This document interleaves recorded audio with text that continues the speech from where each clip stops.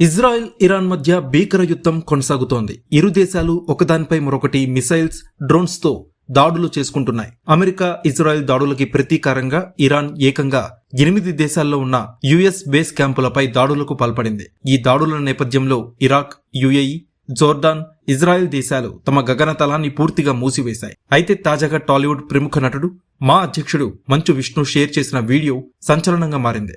మంచు విష్ణు తన ఫ్యామిలీని కలిసేందుకు దుబాయ్ వెళ్లారు. అయితే దుబాయ్లో ప్రస్తుతం ఉన్న యుద్ధ వాతావరణాన్ని వీడియో తీసి తన అధికారిక సోషల్ మీడియా ఖాతాలో విష్ణు పోస్ట్ చేశారు.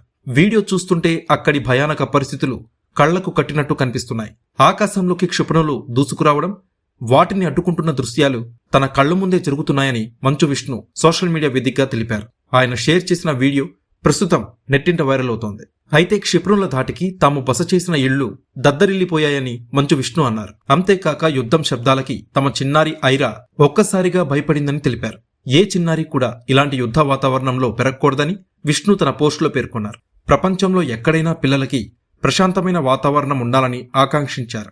ఇక పౌరుల భద్రత కోసం దుబాయ్ సైన్యం శ్రమిస్తోందని మంచు విష్ణు తన పోస్టులో తెలిపారు. వారికి ప్రత్యేక కృతజ్ఞతలు తెలిపారు. యుఏఈ సైన్యం వల్లే తాము క్షేమంగా ఉన్నామని తెలిపారు. ప్రస్తుతం మంచు విష్ణు పోస్ట్ సోషల్ మీడియాలో వైరల్ అవుతోంది.